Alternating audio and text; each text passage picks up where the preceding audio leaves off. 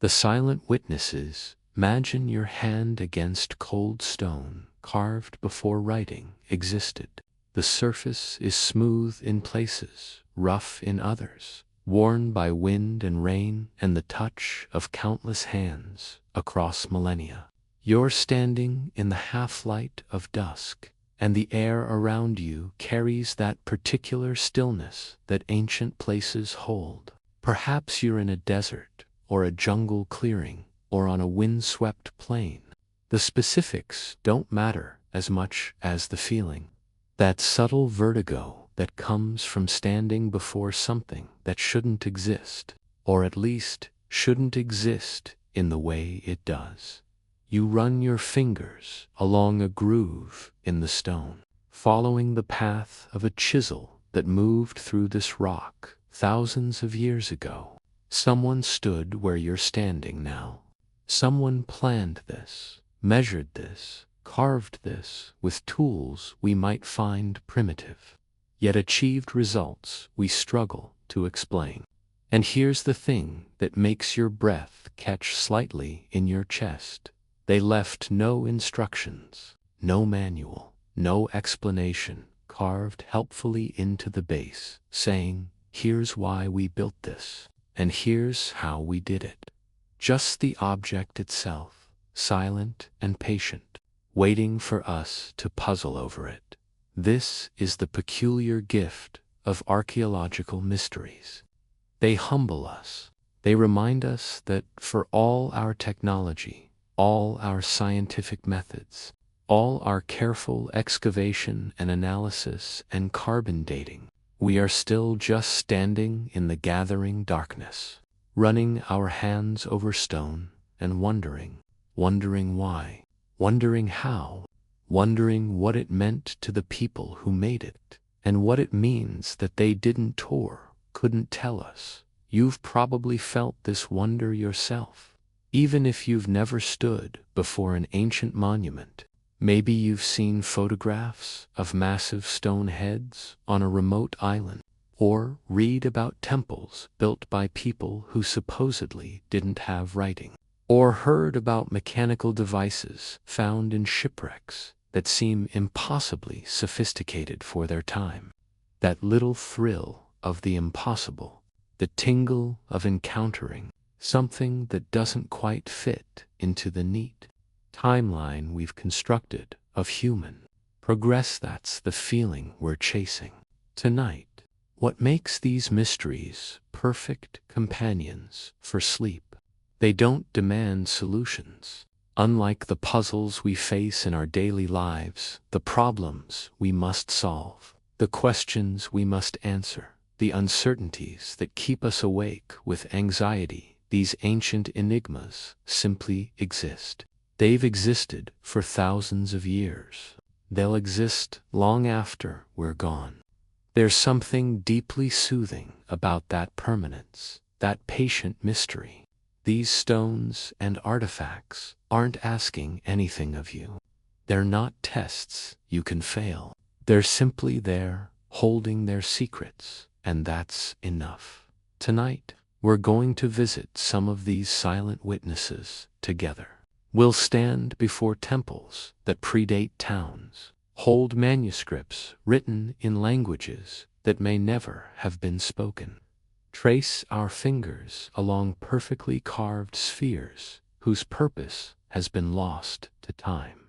We're not going to solve these mysteries. I want to be honest with you about that from the start. The archaeologists, historians, and scientists who have devoted their careers to these questions haven't solved them, and we won't solve them in the gentle hour before sleep. But that's not really the point, is it? The point is the wondering itself.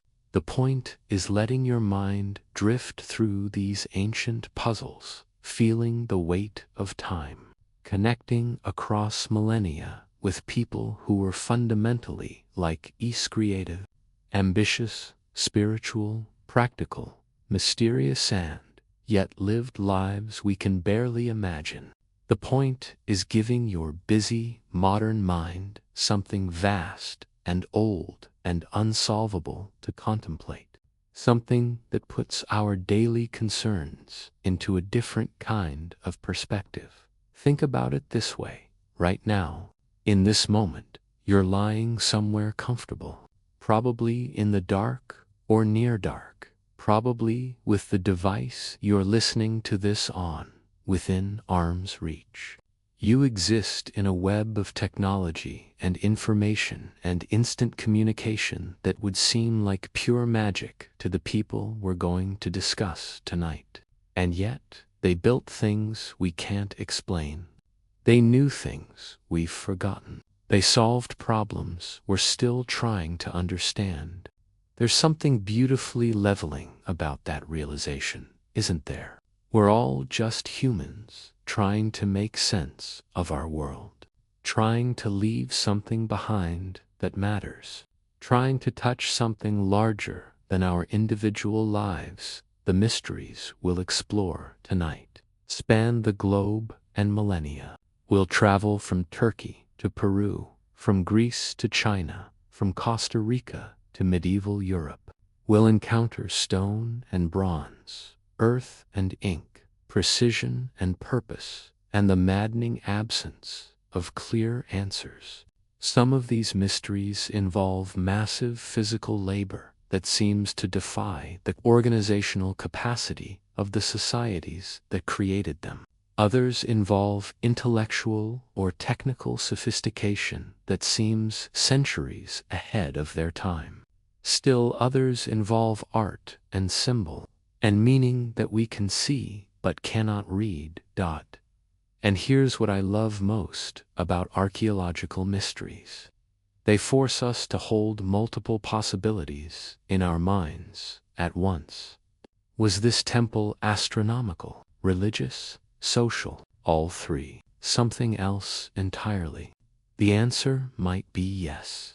The answer might be that we're asking the wrong questions. The answer might be that the categories we use, religious versus practical, art versus science, didn't exist in the same way for the people who built these things. The answer might be that there were answers once, common knowledge to everyone who lived in that place and time, and those answers simply evaporated like morning mist, leaving only the stones behind. There's a special kind of peace in accepting that some things are unknowable, not unknown that suggests we might know them someday. We just don't yet. Unknowable is different. Unknowable means the evidence is gone, the context is lost. The people who could have told us have been dust for thousands of years. Unknowable means we can theorize and imagine and carefully analyze, but we'll never have certainty. And once you accept that, once you let go of the need to solve, something relaxes in your chest. You can simply appreciate, simply wonder, simply be present with the mystery. So tonight, let's explore these mysteries together, not to solve them, but to appreciate the wonder they hold. Let's visit the places where human history keeps its secrets, where the past reaches out through time with questions instead of answers. Let's allow ourselves to be small in the face of deep time, to be humble before the ingenuity of our ancestors, to be comfortable with not knowing. As you listen, let your breathing slow. Let your body settle into whatever surface holds you. We're not rushing anywhere. These mysteries have waited thousands of years. They'll wait for us, too. We have all the time in the world to walk through these ancient places, to stand before these silent witnesses, to let our minds wander through possibilities and theories and the beautiful, unanswerable questions that connect us to every human who has ever looked at something old and wondered, what were they thinking? What did this mean? Are you ready? Then let's begin our journey. Let's step back through time to a hilltop in Turkey, where 11,600 years ago, People who supposedly couldn't organize complex society built something that changed everything we thought we knew about the beginnings of civilization. Let's go to Göbekli Tepe, to the temple that shouldn't exist. The Göbekli Tepe Enigma temples. Before towns, close your eyes and travel with me to southeastern Turkey, to a place called Göbekli Tepe, which translates simply to Potbelly Hill. It's not a particularly poetic name for what might be the most revolutionary archaeological site of the past century. But perhaps that's fitting. The most extraordinary things often hide in plain sight, disguised as ordinary hillsides or unremarkable mounds, waiting patiently for someone to look closer. For thousands of years, Göbekli Tepe was just another hill in the landscape, shepherds grazing their flocks on its slopes, completely unaware that beneath their feet lay something that would shatter our understanding of human prehistory. It wasn't until 1963 that an archaeological survey noted unusual stones on the surface. But even then, everyone assumed it was just a medieval cemetery. Nothing special, nothing worth the enormous effort of excavation. It would take another 30 years before German archaeologist Klaus Schmidt looked at those stones and recognized them for what they truly were, the tips of massive megalithic pillars, buried deliberately, waiting in the earth. Imagine standing there now, in the excavated portions of the site. It's early morning, the best time to visit. The sun hasn't yet become scorching, and the light slants across the stone circles in a way that makes them seem to glow. You're looking at massive T-shaped pillars, some standing over 15 feet tall, weighing up to 10 tons each. They're arranged in circles, and carved into their surfaces are animals, foxes, lions, scorpions, vultures, snakes, rendered with such life and detail that you can almost feel them moving in the corner of your eye. Here's what makes your knees feel slightly weak. These pillars were carved, transported, and erected 11,600 years ago. To put that in perspective, Stonehenge wouldn't be built for another 6,000 years. The pyramids of Egypt were still 7,000 years in the future. When these pillars were raised, humans were supposedly still hunter-gatherers, moving with the seasons, living in small bands, lacking any kind of complex social organization that could coordinate a project of this scale. But what compels people to build before they've even learned to settle? That's the question that haunts Göbekli Tepe. Everything we thought we knew about the development of civilization followed a neat progression. First, humans learned to farm. Farming created surplus food.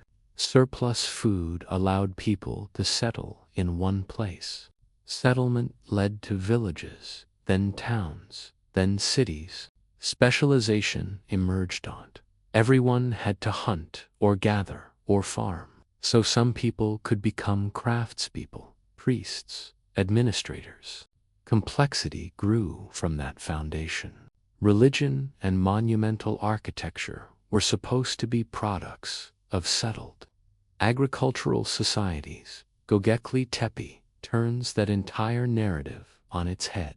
Here were hunter-gatherers people with no permanent settlements, no agriculture, no pottery, no domesticated animals, except possibly dogs organizing labor forces, quarrying massive stones, carving intricate reliefs, and constructing circular structures according to sophisticated architectural principles.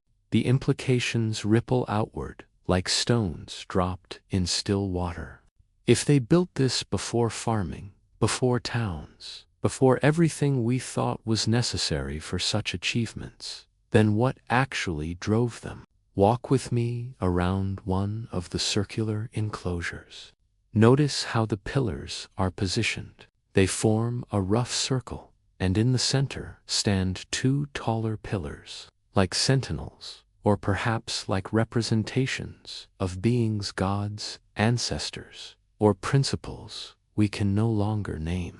Some archaeologists think these T-shapes might represent abstract human forms, the crossbar suggesting shoulders and head. If you let your eyes relax slightly, you can almost see them as a gathering of presences, assembled here for purposes that remain stubbornly opaque.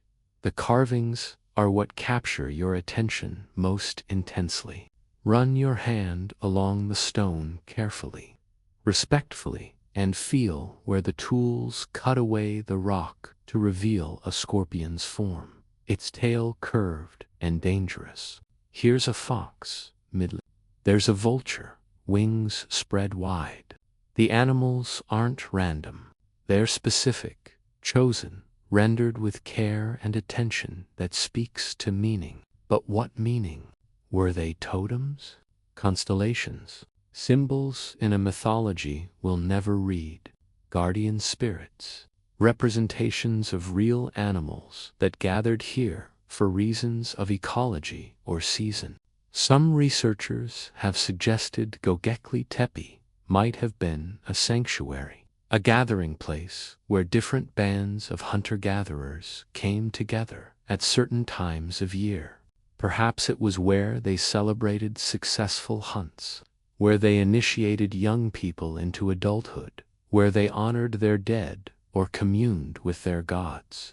The site would have been visible from a distance, a landmark that said, "This is the place.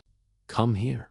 And they did come, perhaps from hundreds of miles away, bringing not just themselves, but stories and skills and labor to contribute to this monumental project. Think about the logistics for a moment. Each of these massive pillars had to be quarried from bedrock, which means someone identified the right kind of limestone. Someone figured out how to detach blocks weighing tons from the living rock using stone tools. Someone organized teams to transport these blocks uphill to the construction site. And someone, more likely many someones, over many years carved those intricate animal reliefs. This wasn't the work of a weekend. This was a multi-generational project, which means the vision had to be transmitted from one group to the next. Stories had to be told. We're building this because, and that because is what we've lost. What's even more mysterious is that after all this effort, after creating these extraordinary circular monuments, they deliberately buried them. Not destroyed, not dismantled, carefully, reverently filled in with earth and rubble, preserving them perfectly for us to find 11,000 years later. Why was it ritual? Were they sealing something in? Closing a chapter? Marking the end of an era? We know that over the course of perhaps 2,000 years, they built multiple circular enclosures at Göbekli Tepe, and we know they eventually buried all of them. What changed? What ended? Some researchers have proposed that Göbekli Tepe might itself have been the impetus for agriculture. The argument goes like this. Hunter-gatherers gathered here regularly for ritual purposes, feeding the people who gathered, and the workers who built and maintained the site required enormous amounts of food. Perhaps this need drove them to start cultivating wild grains, to begin the long process of domestication that would eventually transform those wild ancestors into the wheat and barley we know today. In this telling, religion came first and farming followed. The temple created the town, not the other way around. It's a provocative theory. Impossible to prove, but equally impossible to dismiss. What we can say with certainty is that Göbekli Tepe existed before agriculture in this region. And agriculture did emerge in this region shortly after, in geological terms, the peak period of building at Göbekli Tepe. Correlation isn't causation, but it's suggestive. It makes you wonder about the invisible threads that connect innovation to belief, practical necessity to spiritual meaning, survival to transcendence, as you stand here in imagination. As morning gives way to afternoon heat and the stones begin to shimmer slightly in the rising air, consider this: we've only excavated a small portion of Göbekli Tepe. Ground-penetrating radar suggests at least 20 more circular structures still waiting beneath the soil. Each one might hold new carvings, new arrangements, new clues to the minds of the people who built this place. Or they might simply deepen the mystery, add new questions to the ones we already cannot answer. There's something profound about encountering human ambition at this scale, this far back in time. These weren't simple people, whatever that might mean. They were humans, like us, creative, organized, capable of abstract thought and long-term planning, driven by needs and desires that transcended the immediate demands of survival. They wanted to build something permanent, something that would outlast their individual lives. They succeeded beyond anything they could have imagined. Their temple has lasted more than 11,000 years, and it's still teaching us, still challenging us, still inviting us to wonder what they were thinking when they raised these stones against the sky. But what drives us to create beyond our own ability to witness?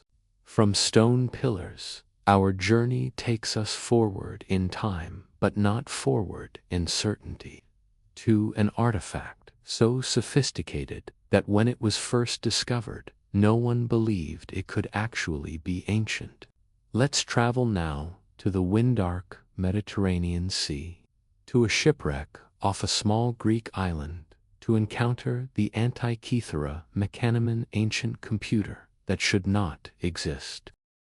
The Antikythera mechanism, ancient computer, 1,500 words. Picture this: it's Easter, 1900, and a group of Greek sponge divers are sheltering from a storm near the small island of Antikythera, between Crete and mainland Greece.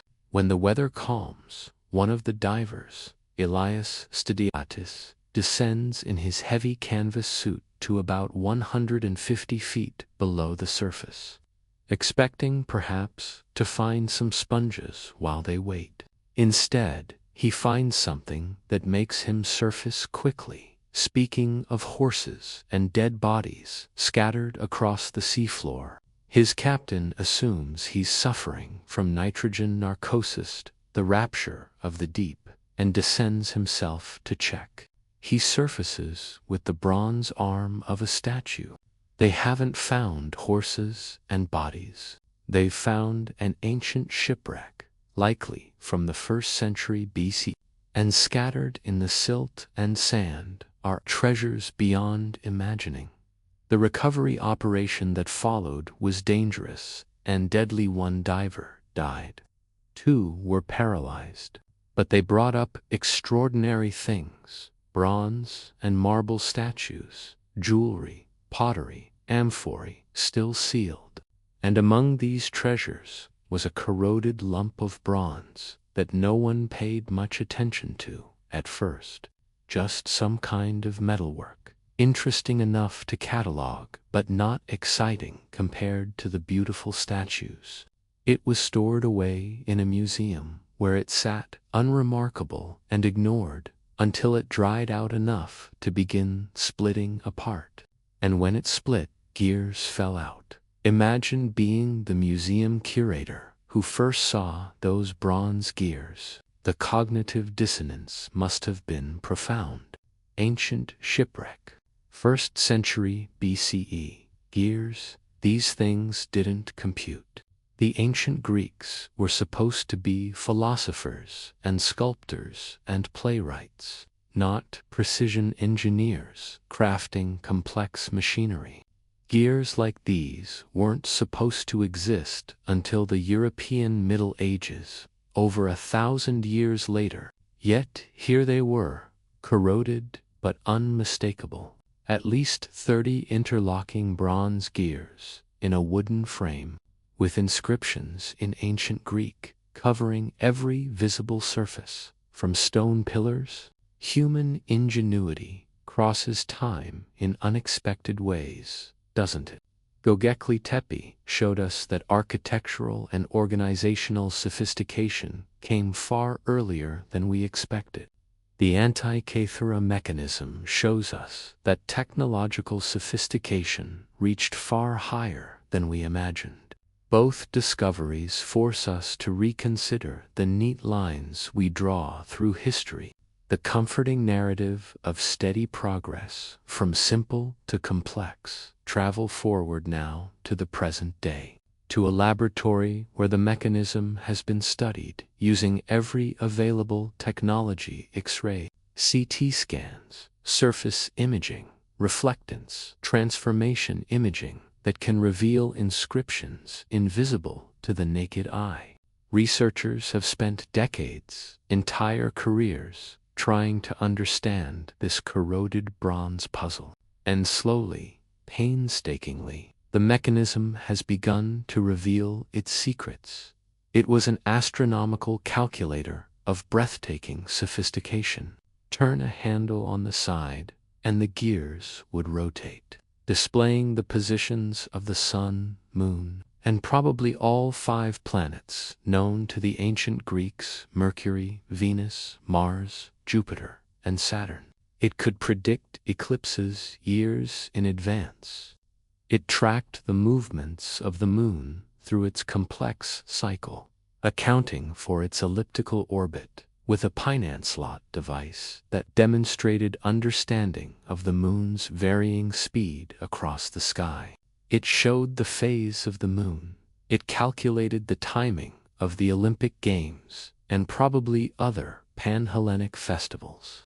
All of this in a device about the size of a shoebox, crafted entirely from bronze and wood, held together with precision pins, covered in tiny inscriptions explaining how to use it and what it showed. The mathematics involved are extraordinary. The mechanism used the Babylonians' lunar calendar, the Egyptian solar calendar, and Greek astronomy.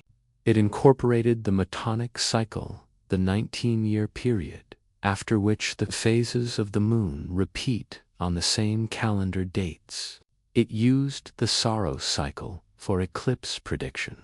Whoever designed this understood the heavens with a precision that we typically associate with much later astronomical work, and whoever built it possessed mechanical skills and precision manufacturing, techniques that we thought didn't exist until clockmakers started crafting complex timepieces in the 14th century.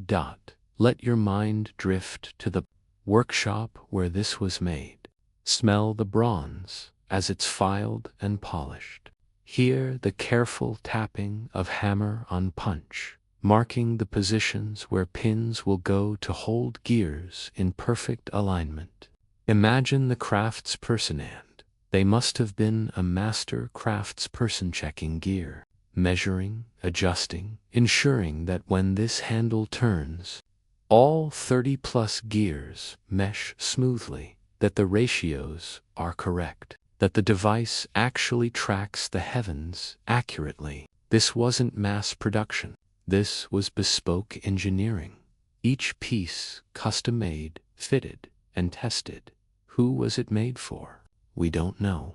The ship that carried it was heading from the eastern Mediterranean toward Rome, laden with luxury goods. Perhaps it was a gift for a wealthy Roman patron. Perhaps it was merchandise being transported to sell to someone who desired the finest technological achievement of their age. Whoever owned it was certainly wealthy. This would have been fantastically expensive. The cutting-edge technology of its time. Imagine owning a device that could tell you when the next eclipse would occur, where the planets would be on any given date, when the moon would be full. In an age before electric lights, when the heavens dominated the night sky and held religious and practical significance, this knowledge was power. But here's where the mystery deepens into something more haunting than just an impressive ancient artifact. The Antikythera mechanism isn't mentioned in any surviving ancient text. None. We have extensive Greek and Roman writings on astronomy, mathematics, mechanics, and engineering.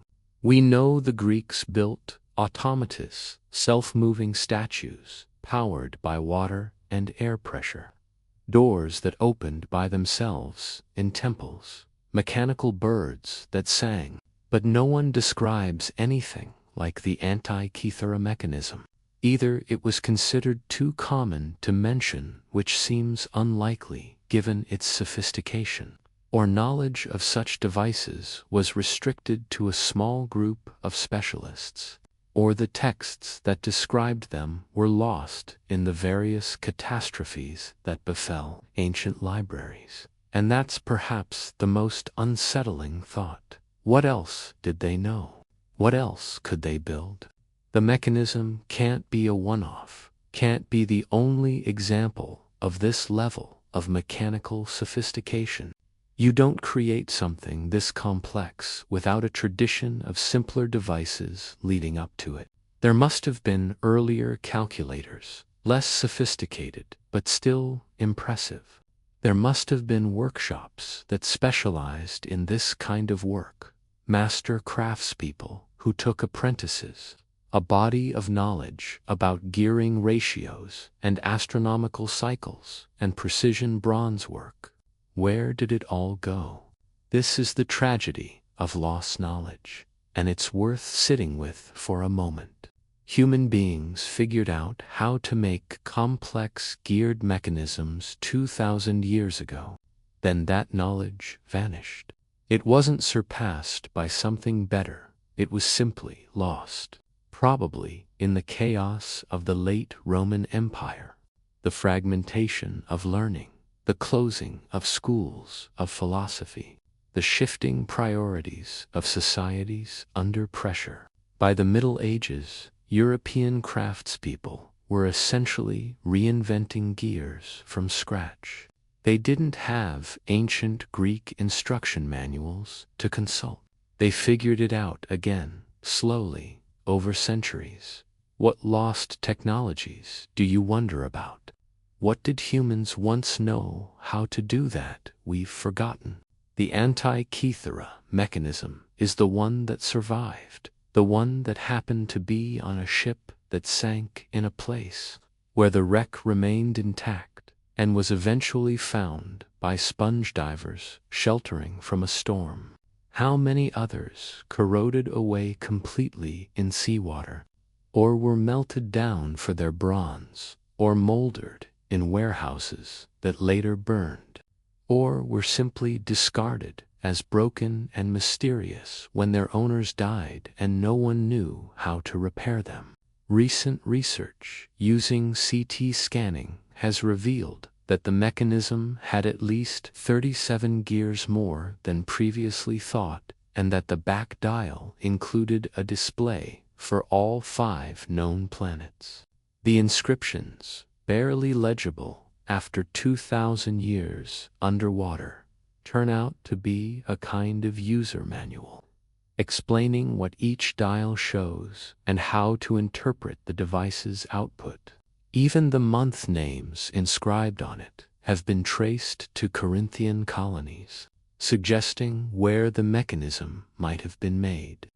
Though this remains uncertain, There's something almost poignant about the care taken with those inscriptions.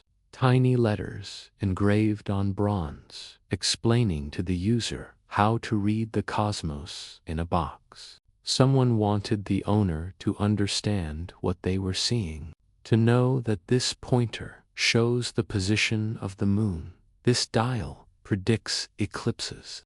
These markings correspond to the Olympic Games. It was made to be used, to be useful, to bring the heavens down to human scale and human understanding. As you contemplate this device, still not fully understood despite decades of research, still surprising us with newly discovered features, each time better imaging technology becomes available, consider the hands that made it. Consider the mind that designed it. Consider the chain of teachers and students that must have existed to transmit such knowledge. Consider how easily it all vanished, how close we came to never knowing the ancient Greeks could do this. The Antikythera mechanism reminds us that progress isn't a straight line, that knowledge can be lost as well as gained, that the past was neither simpler nor more primitive than we assume. It invites us to look at ancient peoples not as early versions of ourselves, stumbling toward the sophistication we now possess, but as fully human, fully capable, solving the problems of their age with ingenuity and skill that still astonishes us, from bronze gears that tracked the heavens. Let's journey now to the desert, two massive lines drawn in earth, visible only from heights their creators could never reach.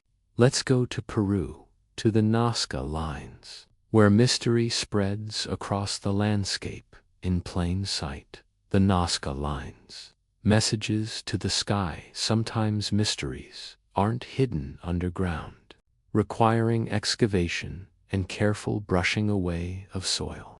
Sometimes they're spread across the earth in plain sight, visible to anyone who happens to fly overhead, invisible to anyone walking among them. This is the paradox of the Nazca lines, and it's worth letting your mind settle into that strangeness for a moment.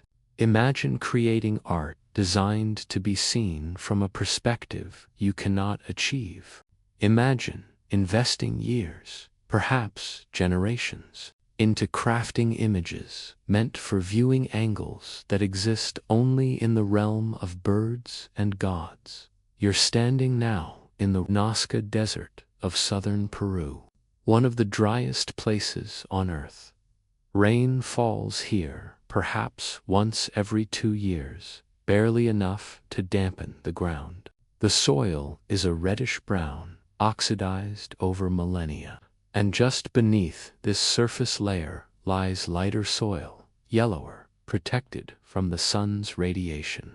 This simple geological fact, one color on top, another beneath, makes the Nazca lines possible. Remove the top layer, and the lighter soil shows through. In this climate, with virtually no rain to wash things away and little vegetation to overgrow them, such lines can persist for centuries, even millennia. You're walking now along one of the lines, a path about 12 inches wide, stretching straight as a laser beam. Your footsteps follow the footsteps of Nazca people who walked this line 1,500 to 2,000 years ago. They removed the reddish stones from the surface, piling them along the edges, revealing the lighter earth below. The line you're following might stretch for miles, perfectly straight, despite hills and valleys, despite the absence of aerial views to check alignment. How did they do it? Careful surveying with stakes and ropes. Probably patience, planning, and understanding of sightlines and reference points. But why? That's the question that haunts the Nazca lines more than how. The how is impressive but comprehensibly human labor. Simple tools, careful planning, and the right geological conditions. The why remains beautifully, maddeningly unclear. Let's gain altitude now in your imagination. Let's rise above the desert floor higher. Higher until the line you were walking reveals itself as part of something larger. It's not just a line. It's one of many lines converging on a central point, forming, you can see it now, the shape of a spider. A massive spider, its legs extending hundreds of feet, its body perfectly proportioned. You rise higher still, and more shapes emerge from the desert floor. A monkey with a spiraling tail, a hummingbird in mid-flight, geometric forms of stunning precision. Triangles and rectangles and trapezoids, acres in size.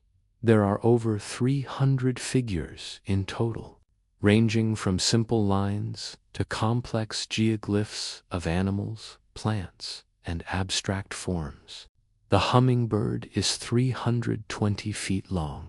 The monkey is 360 feet long. There's a condor with a 443-foot wingspan. A spider, a lizard, a tree, human-like hands, a killer whale. And there are the geometric forms, the straight lines stretching for miles. The trapezoids that could serve as runways for aircraft if aircraft had existed 2,000 years ago from ground level. You can't see these figures. You might walk through the monkey's tail and never know you're part of something larger. You might stand at the center of a spiral and perceive only that you're in a cleared area. Nothing special, just desert floor with the reddish stones pushed aside. The figures were made to be seen from above. Yet the Nazca people who created them couldn't fly. This creates a kind of cognitive ache, doesn't it? We're creatures who generally create things we can appreciate ourselves. We paint pictures to look at, write music to hear, cook food to taste.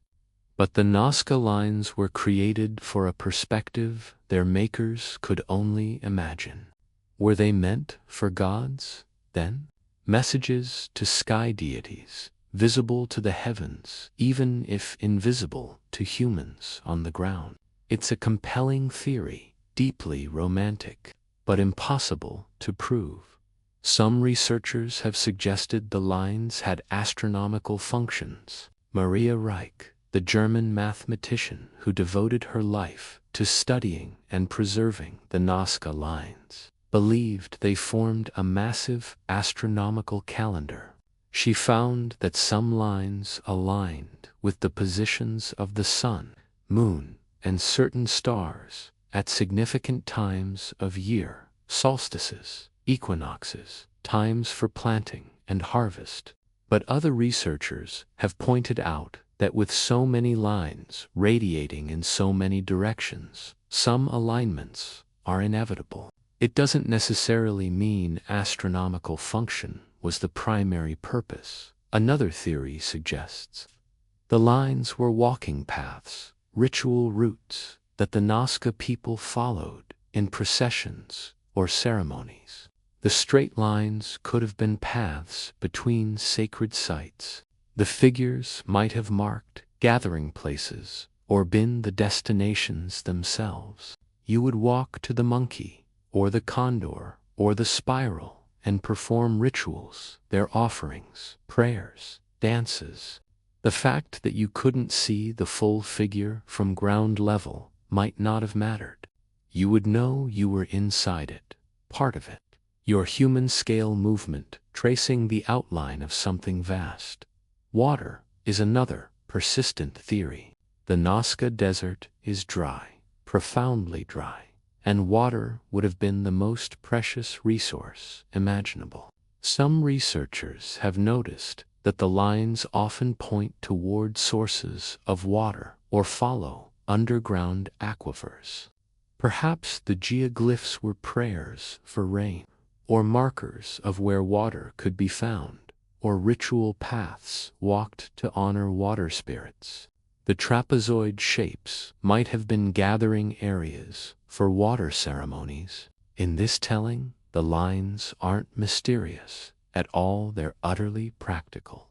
If you understand the desperate importance of water in a desert where rain almost never falls, what drives us to create beyond our own ability to witness?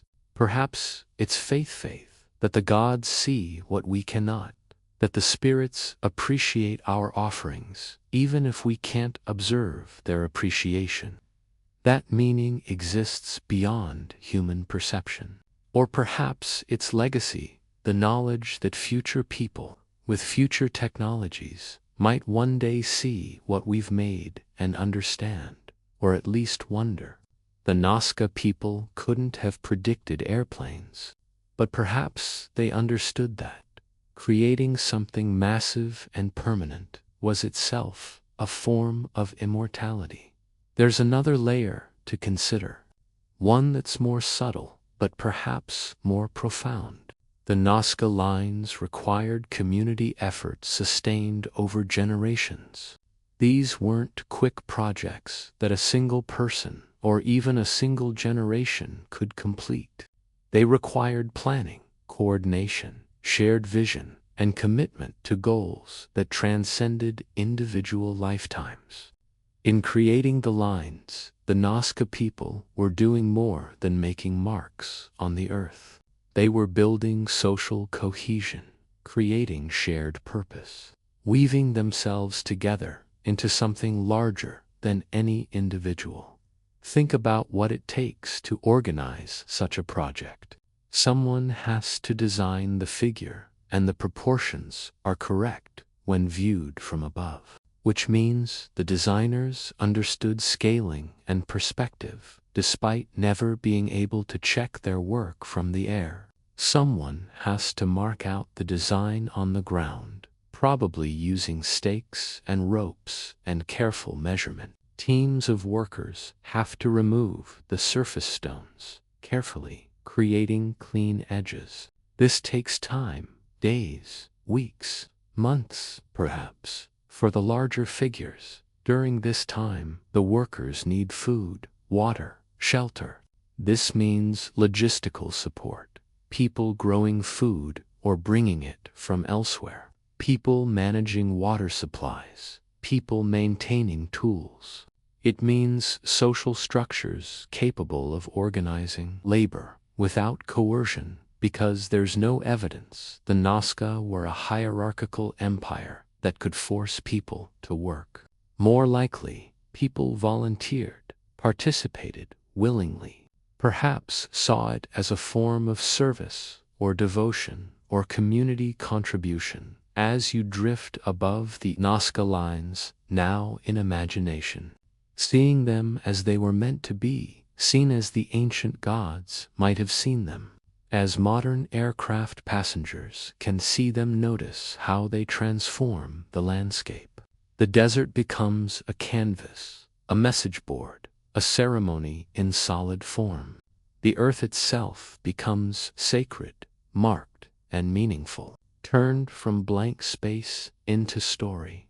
Some of the lines are layered over each other, suggesting they were made at different times, different generations, adding their own marks to the landscape.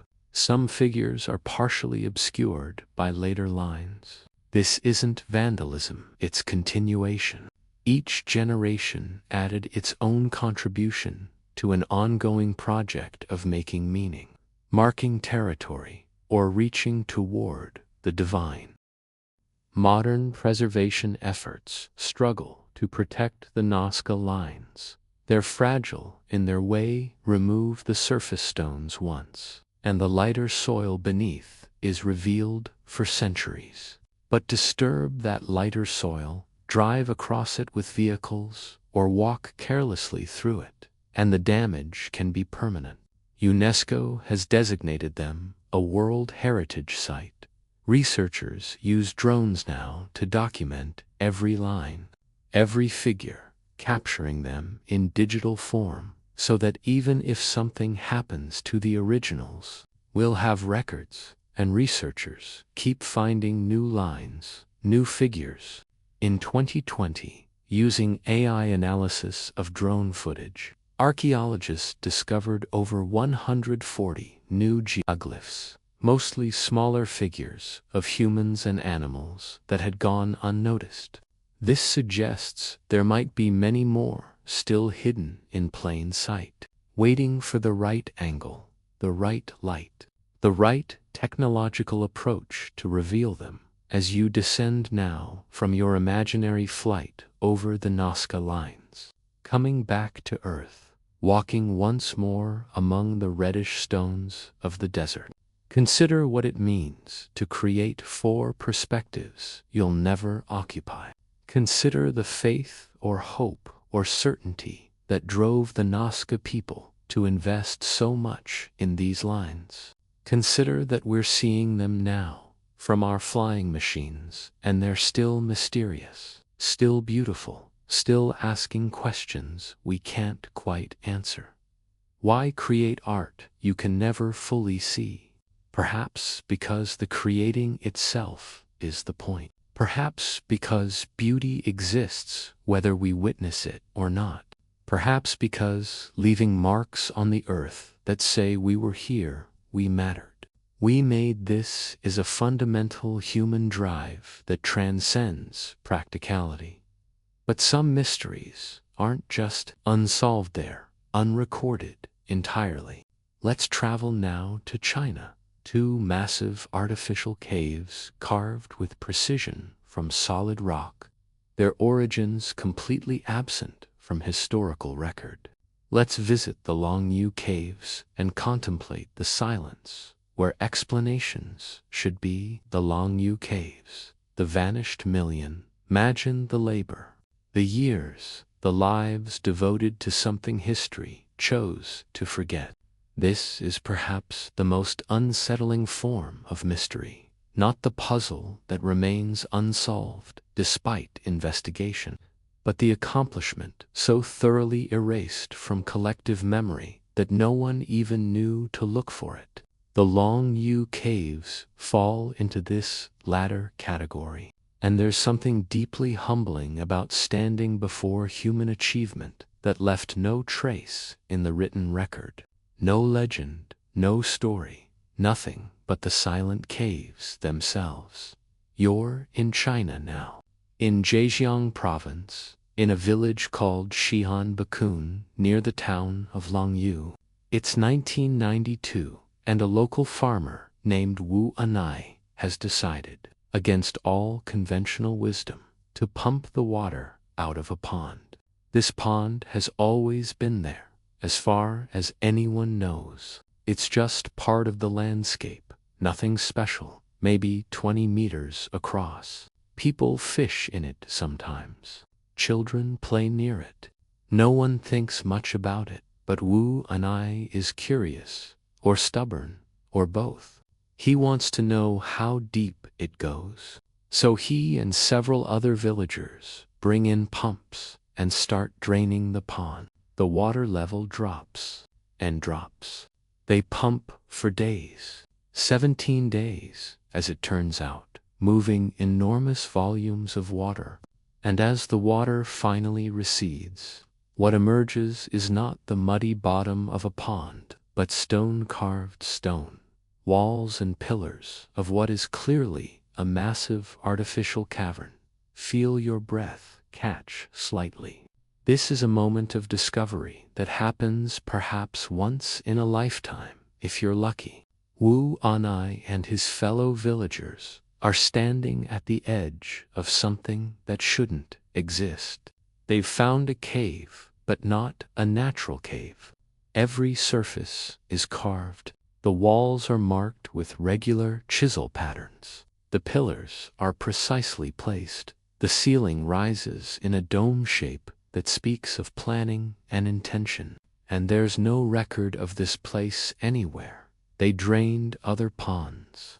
Over the following years, They discovered that what they'd found wasn't a single cave, but a complex of massive underground chambers, all human-made, all carved from the solid siltstone bedrock. Currently, 5 caves are open to the public, but ground-penetrating radar suggests there might be as many as 36 in total, covering an area of about 30,000 square meters. Let's walk into Cave 1 together, the largest of the accessible caves. You descend stairs, now modern stairs, installed for tourists, but you're descending to a space carved some 2,000 years ago, though even this dating is uncertain. The cave opens before you, massive and breathtaking. It's about 30 meters long, 19 meters wide, and 30 meters deep. The entire space has been carved from solid rock, and carved not roughly, but with precision. Look at the walls. They're covered in a distinctive pattern of parallel chisel marks, each about a couple of centimeters wide, all going in the same direction, creating a texture that's both beautiful and deeply mysterious. Why mark the walls this way? It's far more work than would be necessary if the goal were simply to excavate space. These marks speak to aesthetic consideration, to a desire for beauty or symbolism or some kind of meaning we can no longer read. The pillars are what catch your breath. They rise from floor to ceiling, supporting the weight of the earth above. They're not round, as you might expect from natural stone pillars, or even from many ancient architectural traditions. They're shaped like fins or blades, their cross-section a thin rectangle rather than a circle.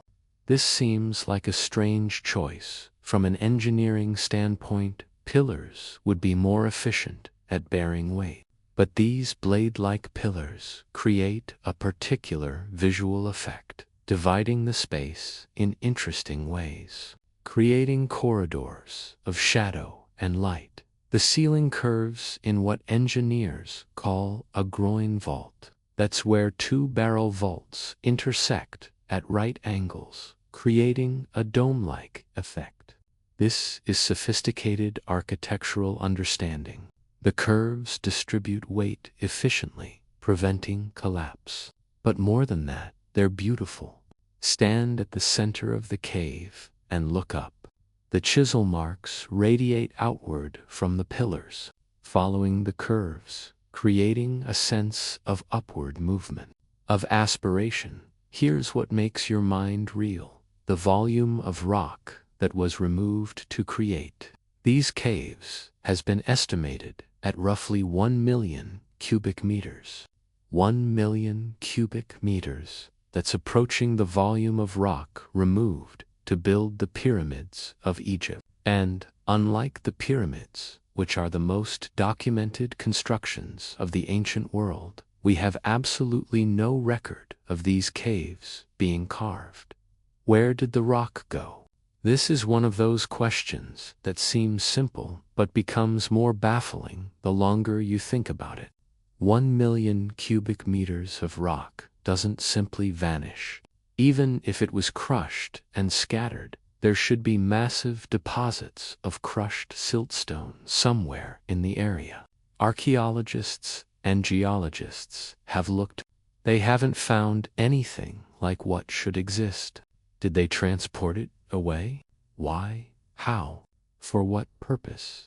Could it have been used for building, perhaps? And those buildings have since eroded or been destroyed. Possible, but you'd still expect to find traces. How long did this take? Estimates vary wildly because we don't know how many people worked on the project or what tools they used. Conservative estimates suggest at least several decades, possibly a century or more. Think about that.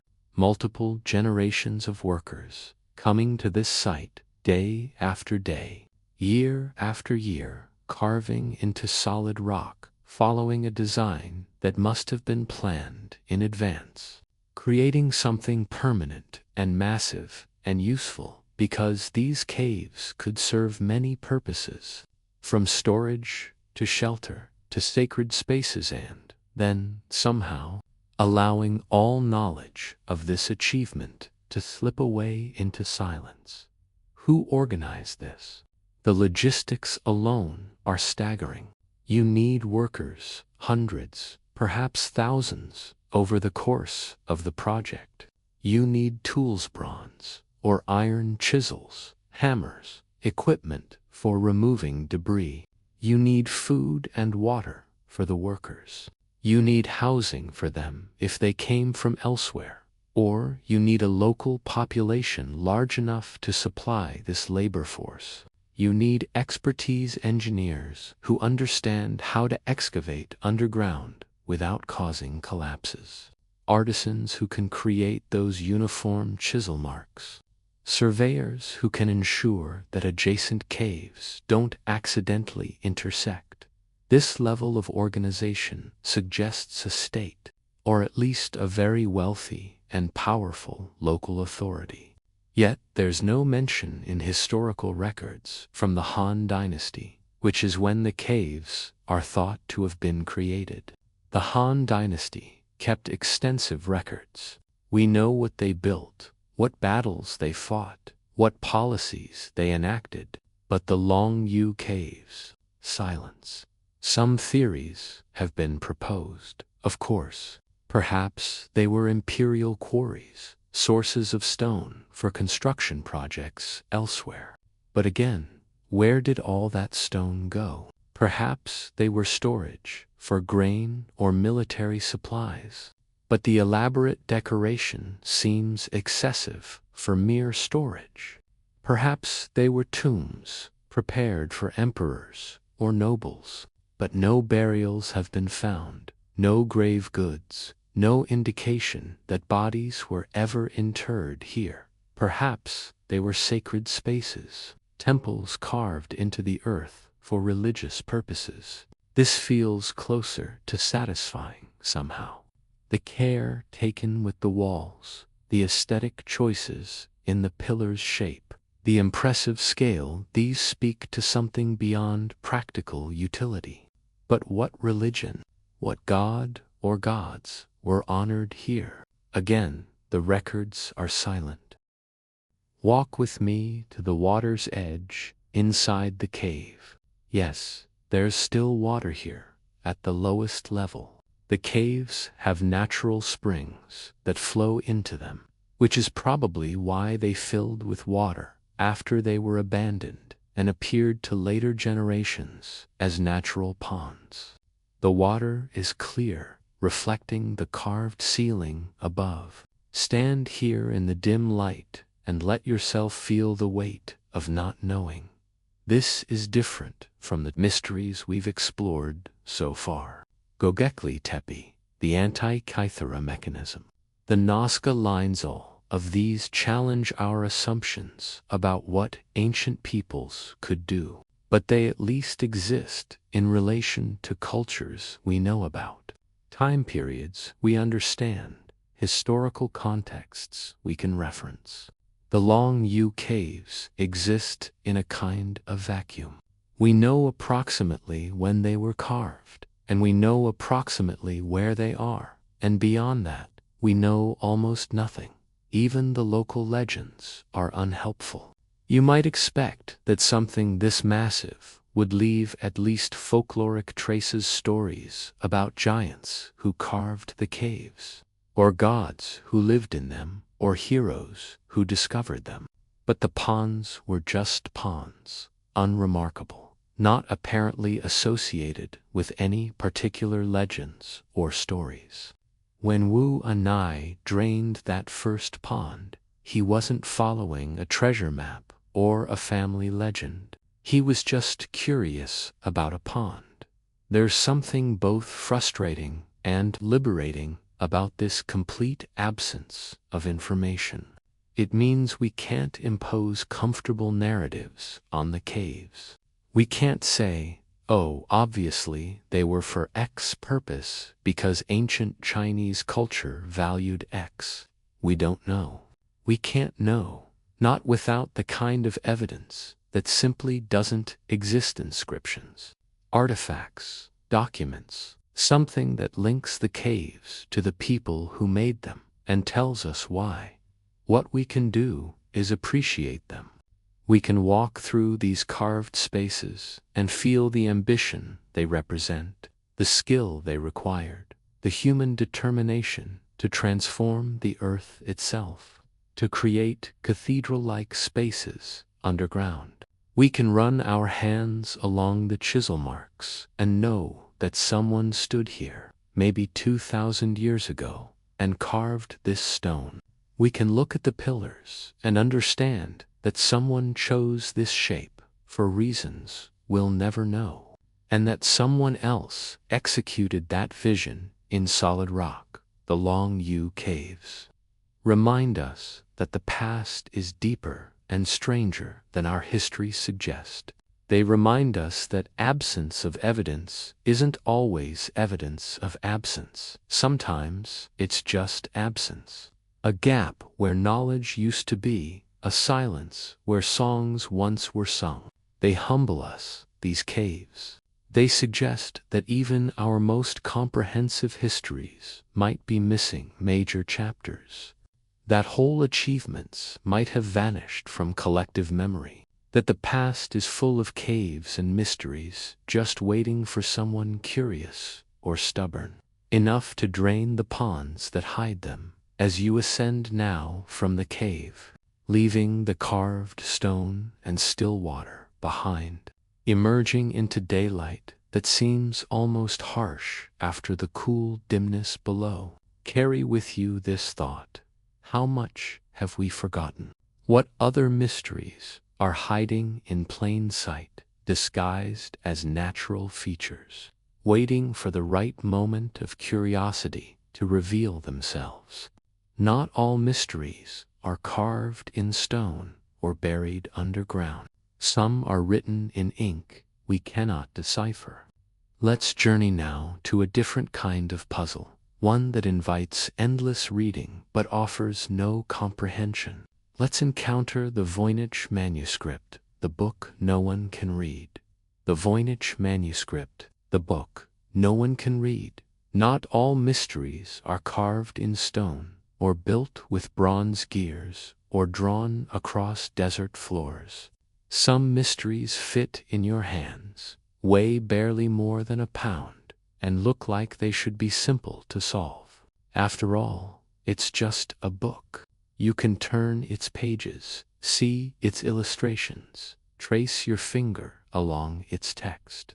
It's right there, available to examination, preserved in a climate-controlled library. And yet, after more than a century of intense study by cryptographers, linguists, codebreakers, and amateur enthusiasts, no one can read it.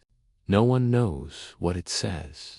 No one even knows for certain what language it's written in, or if it's written in language at all. You're holding the Voynich manuscript now, in your imagination. Feel the weight of it, about 240 pages of vellum, which is calfskin parchment, carefully prepared and surprisingly supple, even after 500 years. The pages are slightly yellowed, as you'd expect from a medieval manuscript, and they smell faintly of age and dust and the indefinable scent of old books. You turn to the first page, and immediately you're confronted with something both familiar and utterly alien. There's text, definitely text. It flows in neat lines across the page, written in an elegant hand, the kind of careful script you'd expect from a medieval scribe. The letters are clear, well-formed, confident, but you don't recognize them. They're not Latin, not Greek, not Hebrew, not Arabic, not any alphabet you've ever seen. Some characters seem vaguely familiar. Maybe that one resembles a Latin A, maybe that one could be a variant of G, but as a whole, The system is unique. Turn the page, and there are illustrations. This is what makes the Voynich manuscript particularly tantalizing. It's not just pages of incomprehensible text. It's an illustrated manuscript divided into apparent sections based on the imagery. You're looking now at the botanical section, page after page of plants drawn in ink and paint, sometimes colored in greens and browns and reds. They're drawn with reasonable skill, showing roots and stems and leaves and flowers. They look like they should be identifiable plants, but they're not. Or rather, no one can agree on what they are. Some of the plants look vaguely familiar. That one might be a thistle, perhaps. That one could be some kind of but look closer, and the details don't quite match. The leaves are wrong, or the flower structure doesn't make sense, or the roots are drawn in a way that doesn't correspond to any known plant. Are these real plants that the artist drew from memory, getting details wrong? Are they stylized representations where botanical accuracy wasn't the goal? Are they fantastical plants invented for symbolic purposes? Are they encoded somehow with the visual elements representing something other than actual botany? You turn more pages, moving into what appears to be an astronomical or astrological section. Here are circular diagrams with what might be zodiac symbols, though again, not quite like any zodiac you recognize. Here are celestial charts, perhaps with radiating lines and careful geometric patterns. The text wraps around these diagrams, following their curves, perhaps labeling them or explaining them. But explaining what? To whom? Move forward to the biological section, and here the manuscript becomes truly strange. You're looking at illustrations of small, naked women bathing in what appear to be complex systems of interconnected pools or tubes. Some pools contain green liquid, others blue.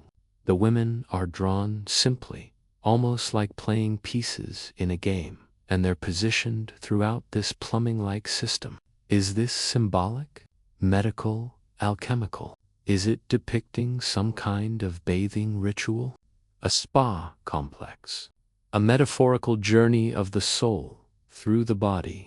Any interpretation feels like it could be correct, and simultaneously like it's completely wrong. There's a cosmological section with more circular diagrams, increasingly complex. There's what appears to be a pharmaceutical section, with illustrations of plant parts, roots, leaves paired with text that might be recipes or instructions. And throughout all of it, that elegant, incomprehensible script flows on.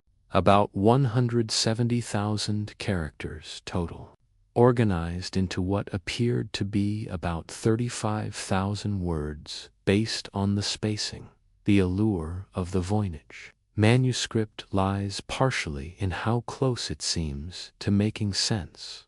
It's not random marks on a page. The text has structure. Letter frequencies follow patterns similar to natural language. Some characters appear often, some rarely. Words repeat. There are what appear to be paragraph breaks, section divisions. The illustrations suggest the manuscript is organized by topic. Everything about it screams, this is a real book containing real information, and yet it won't yield its secrets. The manuscript's history is fragmentary, which only adds to the mystery. It's named after Wilfrid Voynich, a rare book dealer who acquired it in 1912 from the Villa Mondragon near Rome. But it's much older than that. Carbon dating of the vellum suggests it was created sometime in the early 15th century, roughly 1404 to 1438, the earliest documented mention. is from 1639, when a scholar named Georg Berisch wrote to the famous Jesuit polymath Athanasius Kircher asking for help decoding it. Berisch said he'd been trying to decipher the manuscript for years without success. A letter from 1666, discovered with the manuscript, claims it once belonged to Rudolph II, Holy Roman Emperor, who supposedly bought it for 600 gold ducats, an enormous sum, believing it to be the work of Roger Bacon, a 13th century philosopher and proto-scientist. This attribution to Bacon is almost certainly wrong, but it shows the manuscript was considered valuable and mysterious even in the 17th century. Who wrote it? We don't know. The hand is confident and practiced, suggesting someone literate and educated, probably trained as a scribe. But there are no identifying marks, no signature, no colophon stating I, so-and-so, completed this manuscript on such-and-such date in such-and-such place, which was common in medieval manuscripts. What is it? The theories are almost as numerous as the researchers who have studied it. Some believe it's a cipher, an encoded text concealing secret knowledge, perhaps alchemical, perhaps heretical, perhaps medical. Professional codebreakers have attacked it using every technique from statistical analysis to computer algorithms. If it's a cipher, it's an extraordinarily sophisticated one, more complex than any other known cipher from the 15th century. Others believe it's written in an unknown or constructed language, perhaps a philosophical language created by the author to express ideas that didn't fit well into Latin or other contemporary languages. Several medieval and Renaissance scholars experimented with creating artificial languages, trying to design languages that were more logical or more perfect than natural languages. The hoax theory persists. Perhaps it's an elaborate fraud, created to deceive collectors into paying high prices for a mysterious and supposedly ancient text. The gibberish text would be just that, gibberish, created to look like language without actually being language. But this theory struggles with several facts. Why is the manuscript so internally consistent if it's gibberish? Why did someone invest the time and expensive materials into creating it? The vellum alone would have been costly, and the careful artwork suggests significant time investment. More recent theories suggest it might be a medical or herbal text written in an abbreviated form of Latin or another language, with so many abbreviations and symbolic substitutions that it's become incomprehensible to modern readers. Or perhaps it's written in a lost dialect or in a code specific to a particular monastery or scholarly community.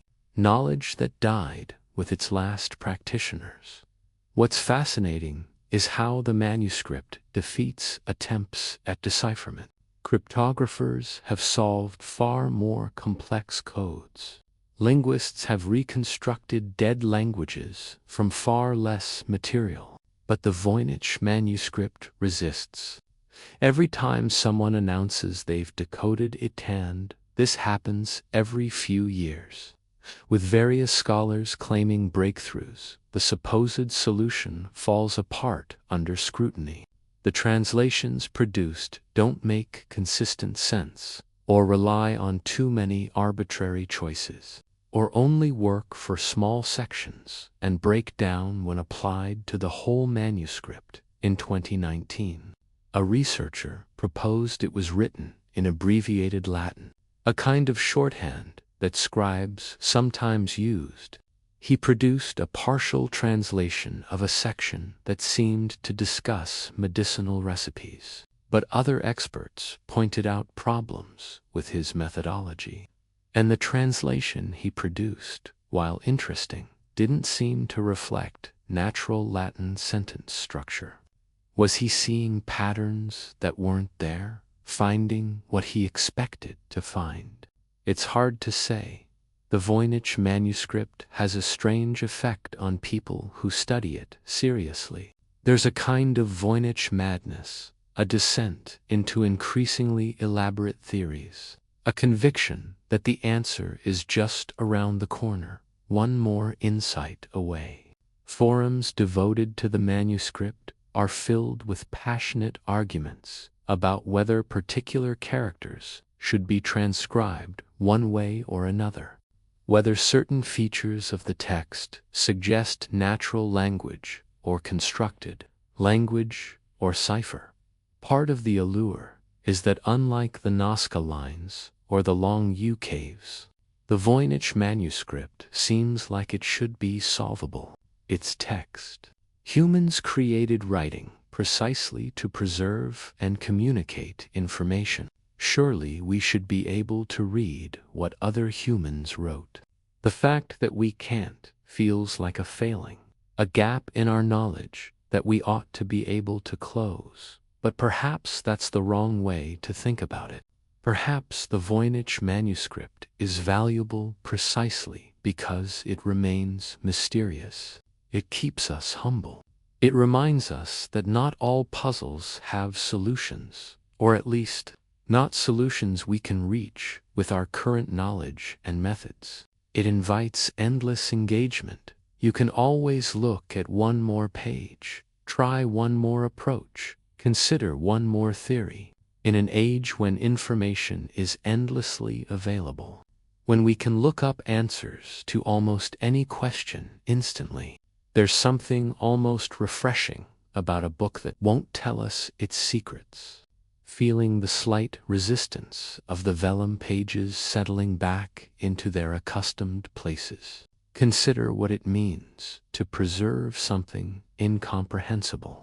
The Voynich manuscript sits in Yale's Beinecke Rare Book and Manuscript Library, carefully protected, digitally scanned, and available online for anyone to examine.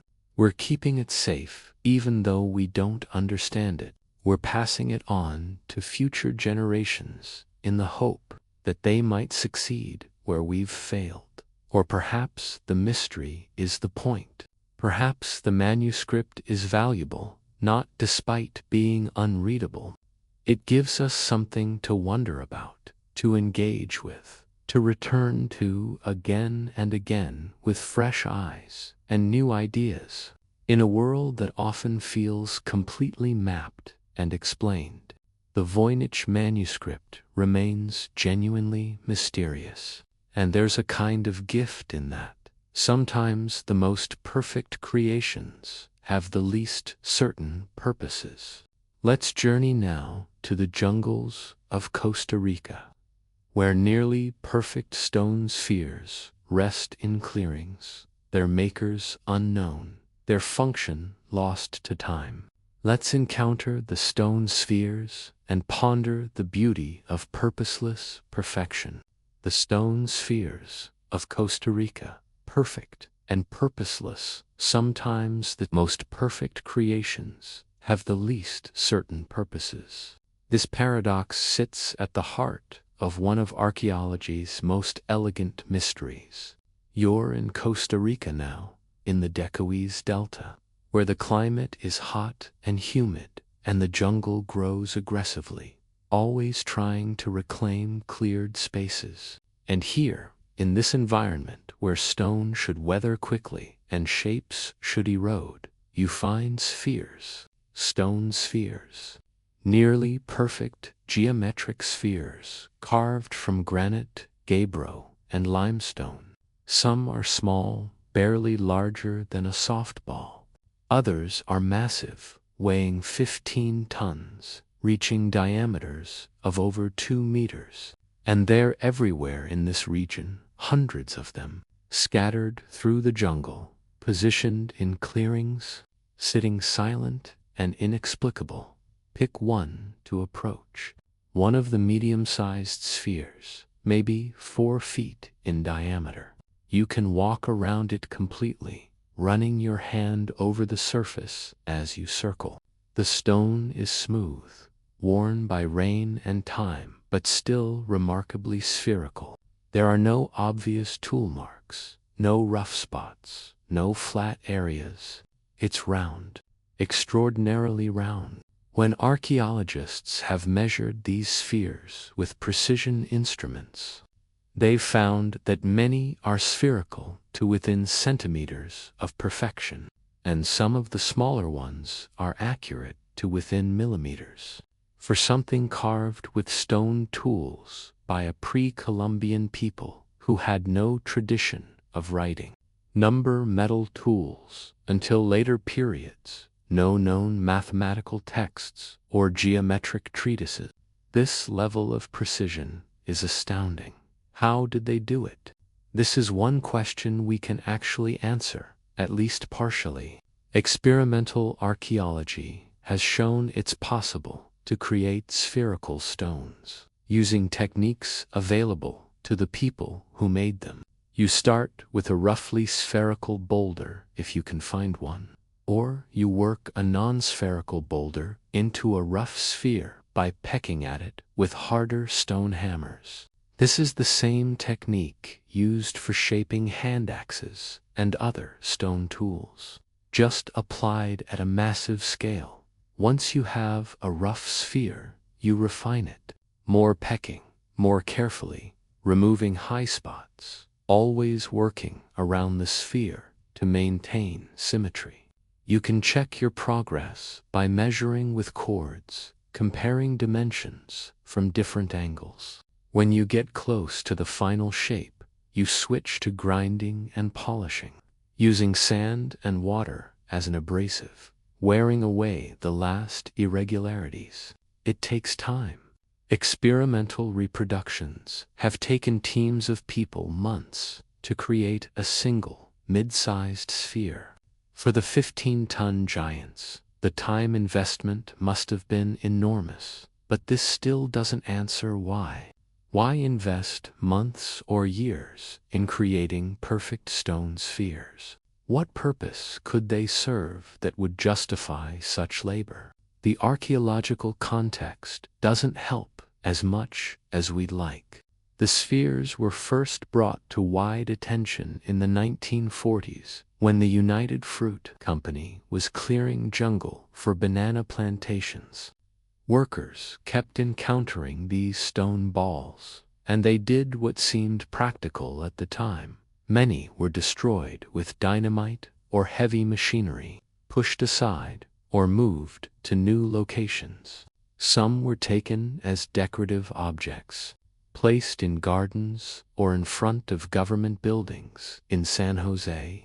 This scattering and destruction of the spheres destroyed much of the original archaeological context, the positions they were found in, their relationships to each other and to other archaeological features from the spheres that remained in situ. Archaeologists have gleaned some information. Many seem to have been arranged in patterns lines, triangles, or more complex geometric configurations. Some were found on mounds or platforms. Some were associated with archaeological sites that included stone-paved areas, structures, and burials. But correlation isn't causation, and arrangement doesn't necessarily indicate purpose. One persistent theory is that the spheres marked status or wealth. Creating a perfect stone sphere required significant resources, skilled workers, time, labor. Being able to commission such work would demonstrate power and wealth, similar to how elaborate tombs or monuments served this function in other cultures. The largest spheres, those 15-ton monsters, would have been particularly impressive displays of organizational capacity, since moving them from quarry sites to their final positions would have required sophisticated coordination and perhaps hundreds of people. The alignment theory suggests the spheres had astronomical functions, that their positions corresponded to celestial events or marked sightlines to important points on the horizon. Some researchers have claimed to find such alignments, particularly in groups of spheres that form lines pointing toward solstice, sunrise positions. But as with the Nazca lines, critics point out that with enough spheres in enough positions, some alignments are inevitable. Unless we find clear evidence that astronomy was the primary function, we're likely seeing patterns that emerge from chance rather than design. Territorial markers present another possibility. The spheres might have indicated boundaries between communities or marked paths through the jungle. In this interpretation, they're essentially very elaborate property markers or signposts. This feels underwhelming given the perfection of the spheres, but functionality doesn't always correlate with artistic effort. Perhaps boundary marking was serious business, worthy of creating perfect stone spheres to mark territory in a way that would endure for generations. Some have suggested the spheres represented celestial bodies, the sun, moon, planets. The different sizes could reflect different celestial objects, and their arrangement might have created a kind of three-dimensional map of the cosmos as the ancient Dequees people understood it. This theory has romantic appeal, but it's difficult to prove or disprove without written records or other archaeological evidence that clearly links the spheres to astronomical belief systems. Why do humans strive for perfection even when the reason will be forgotten? This might be the real mystery here. The functional explanations all feel slightly inadequate, even if the spheres marked status or territory or astronomical alignments. The level of perfection seems excessive. A roughly spherical boulder would serve most practical purposes just as well. The investment in achieving near-perfect roundness suggests something beyond pure utility. Perhaps it's the perfection itself that mattered. Perhaps the process of creating something as close to geometrically perfect as human hands can achieve was spiritually or philosophically significant.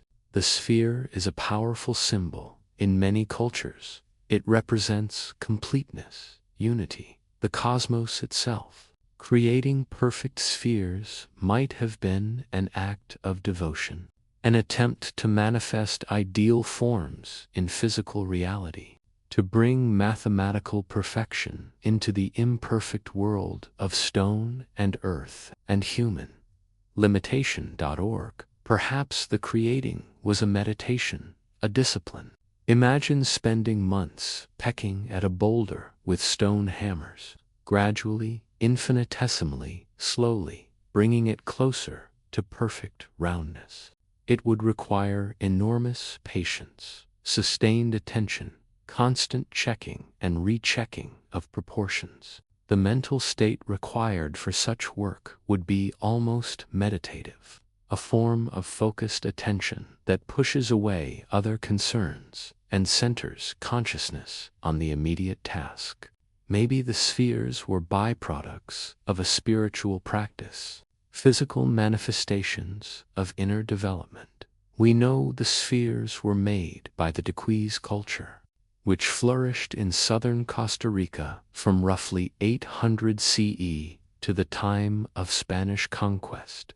We know this from archaeological context. The spheres are found at sites with other Dequees artifacts, and the people who made them had the technical capacity and social organization for such projects.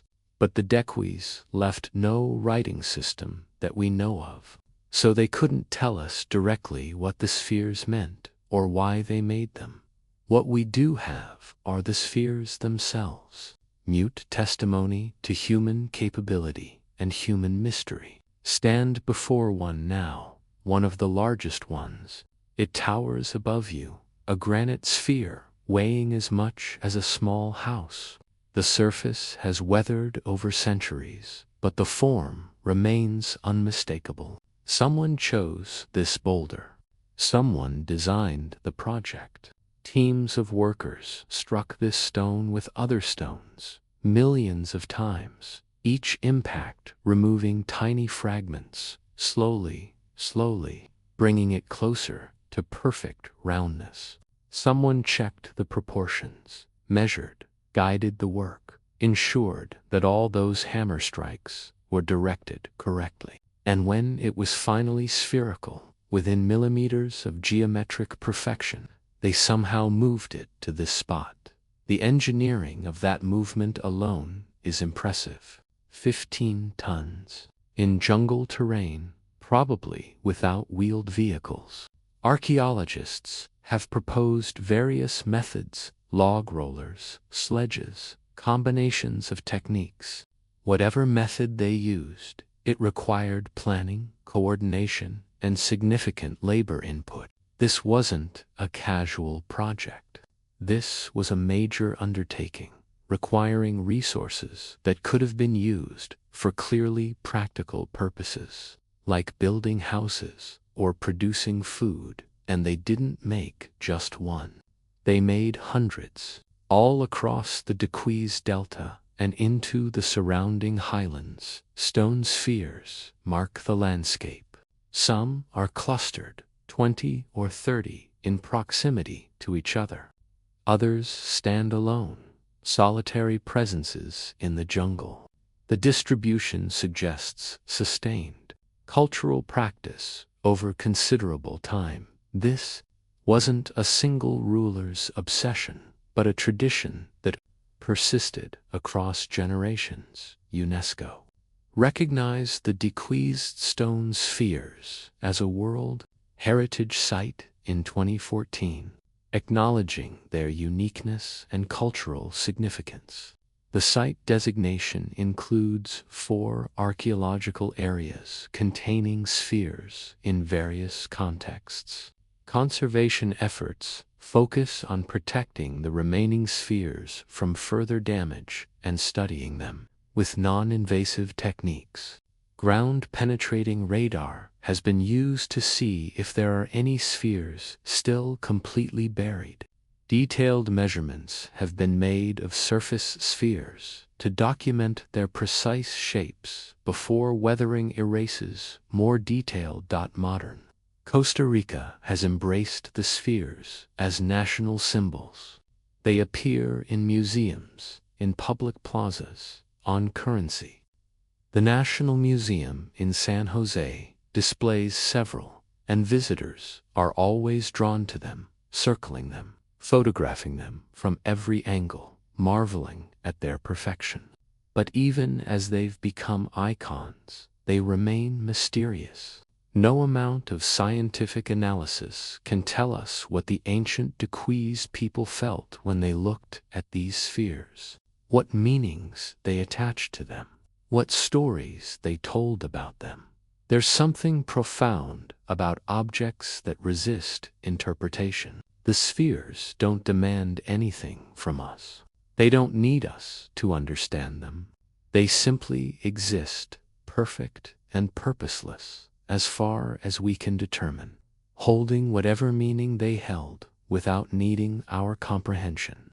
In our modern world, where everything comes with instructions and explanations and user manuals, there's something almost refreshing about encountering objects that won't explain themselves. As you turn away from the sphere now, leaving it in its clearing with the jungle pressing in around the edges, consider what it means to create something that outlasts understanding. The people who made these spheres are gone. Their language is silent. Their stories are lost. But the spheres remain nearly as perfect as the day they were finished. They've survived centuries of weathering, the Spanish conquest, colonial exploitation, modern development. They're still here, still mysterious, still beautiful. What will we create that lasts as long?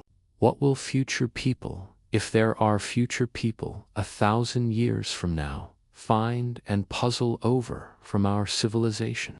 Will they understand our purposes better than we understand the purposes of the Dequees people? Or will they stand before our artifacts with the same mixture of admiration and bafflement, asking themselves why we built what we built, what it meant to us, why we chose to invest our time and resources in these particular forms? The stone spheres of Costa Rica remind us that perfection doesn't require purpose, or at least doesn't require purpose we can articulate or remember.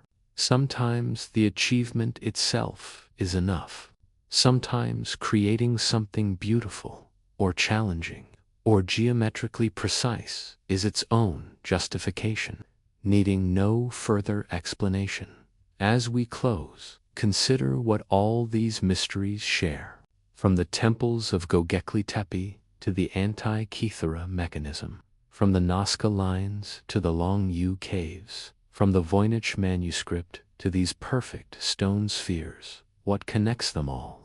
Let's reflect now on the mystery of human curiosity, itself our shared thread across time. The mystery of human curiosity, our shared thread. As we close, consider what all these mysteries share. Each one: temples, mechanisms, lines, caves, manuscripts, spheres, speaks to something fundamental about being human. They remind us that our ancestors weren't simpler versions of ourselves, stumbling through history toward the enlightenment we now supposedly possess.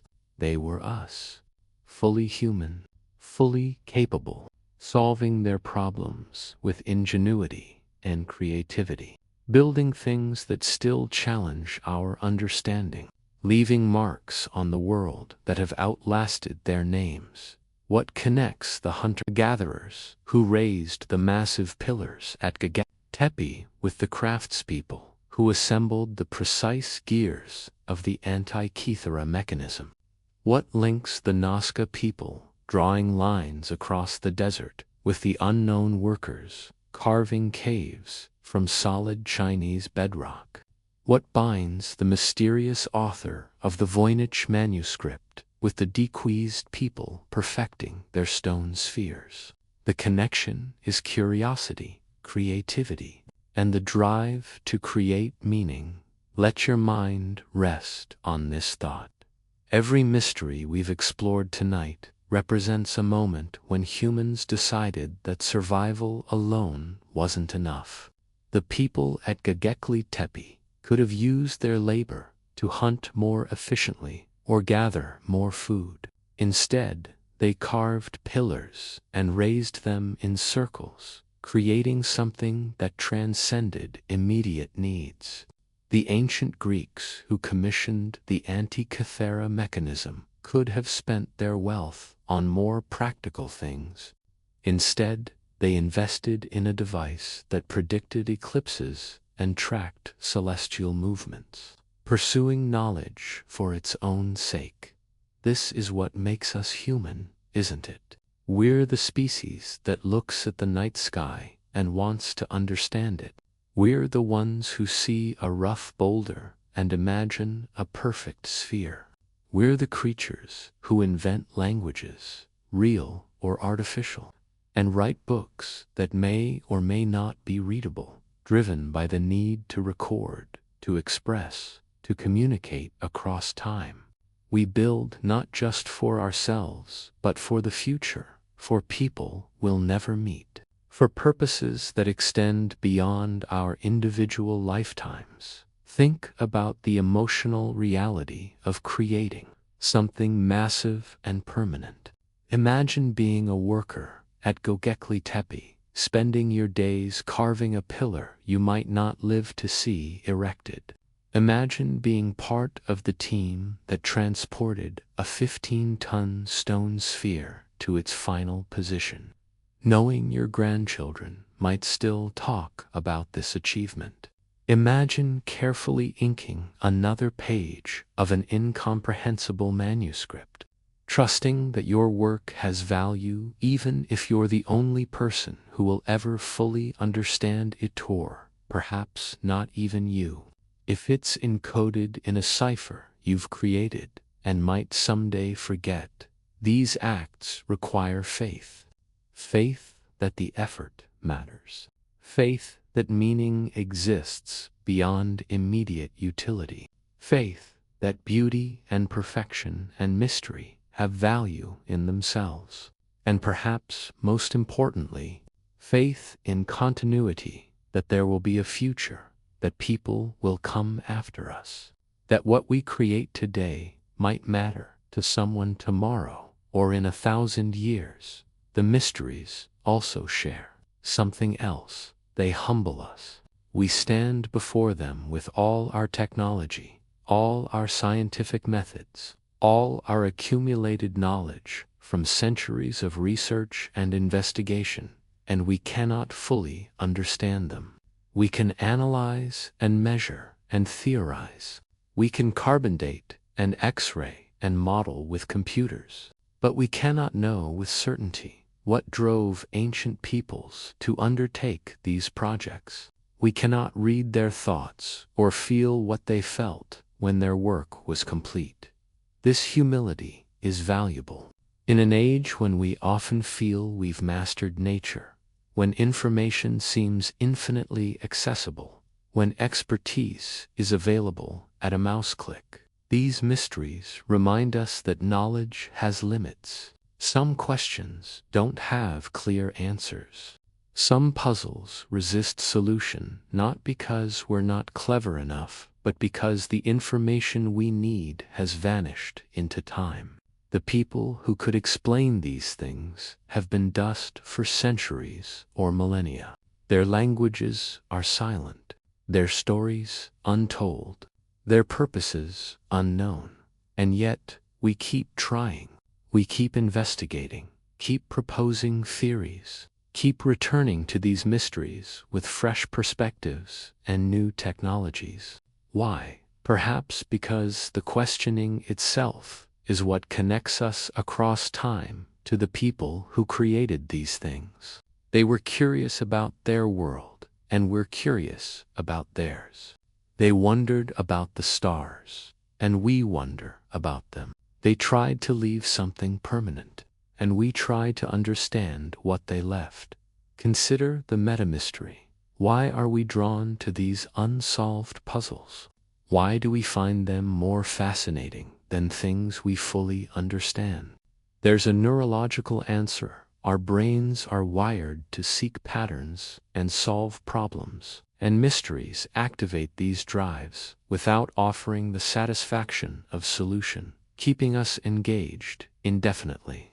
But there's perhaps a deeper, more human answer too. Mysteries make room for wonder.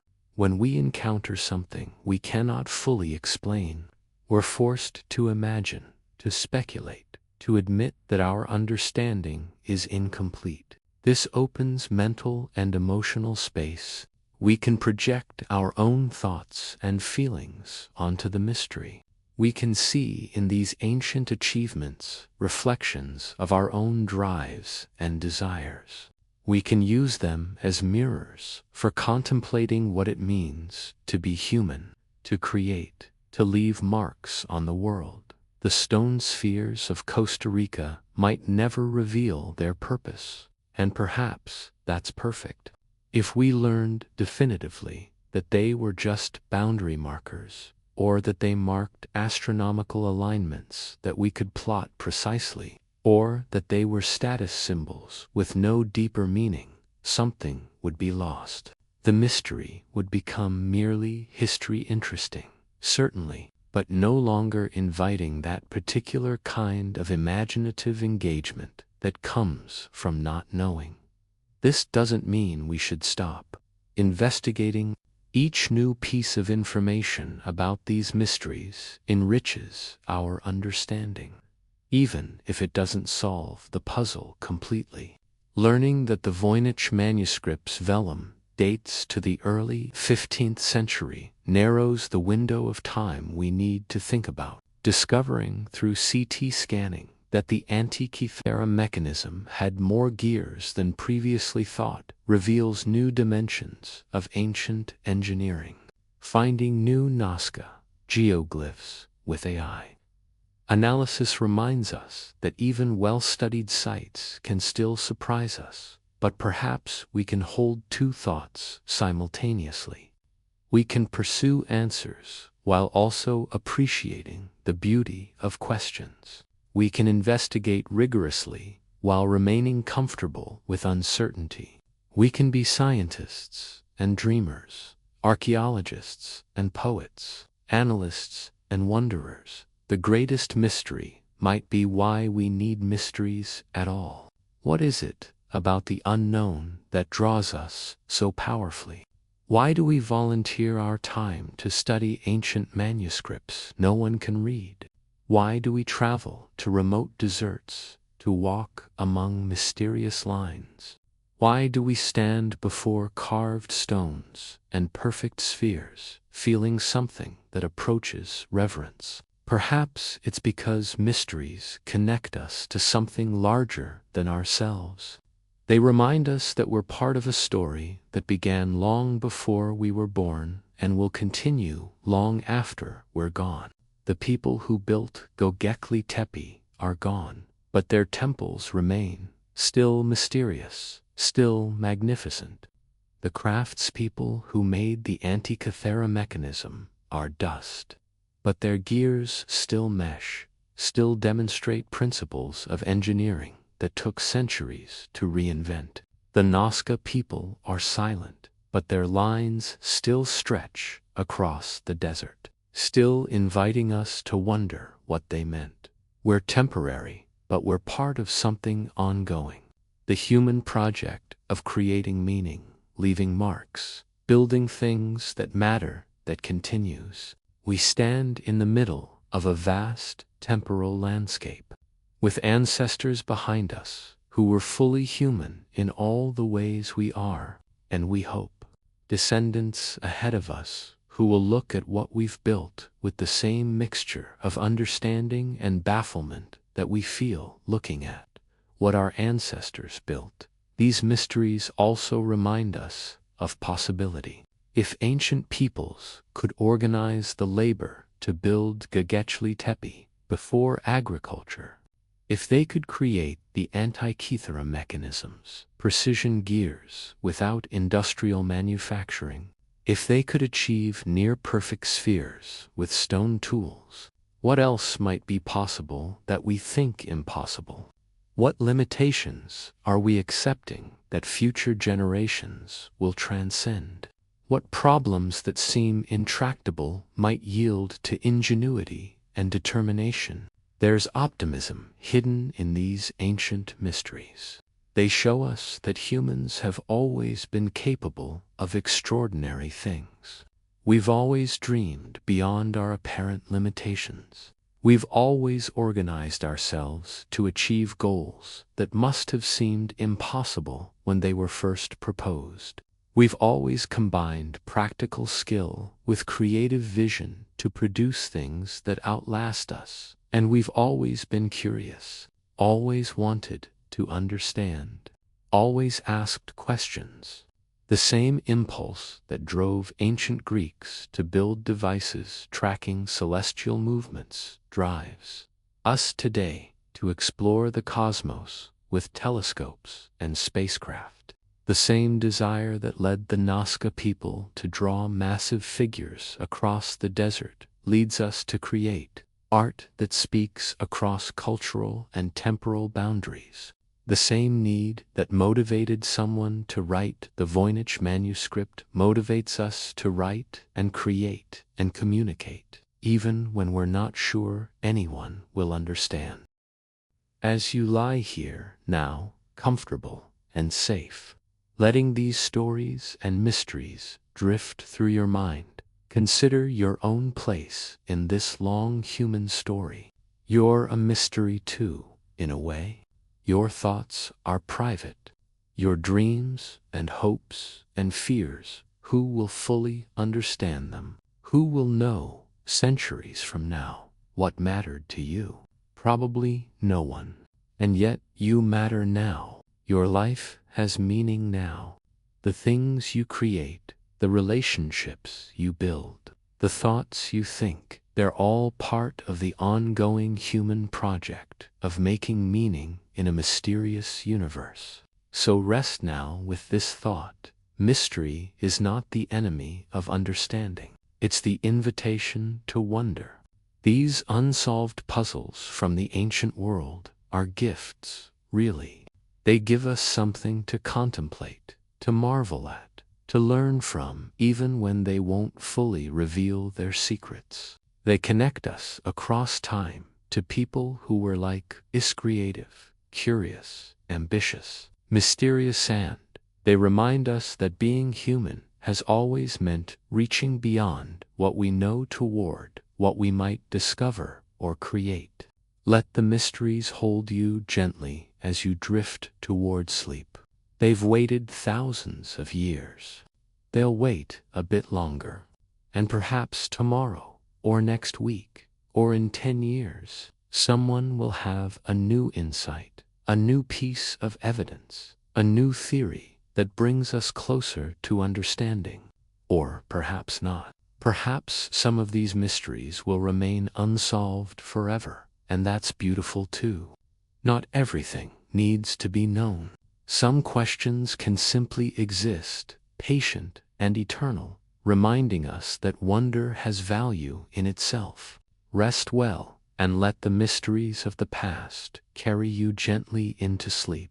Closing, embracing the unknown. Rest well, and let the mysteries of the past carry you gently into sleep. As you settle deeper into comfort now, as your breathing slows and your muscles release their daily tensions, carry with you the thought that tonight's mysteries will remain mysteries, and that's beautiful. That's enough. You've traveled far tonight, though you haven't moved from where you're lying.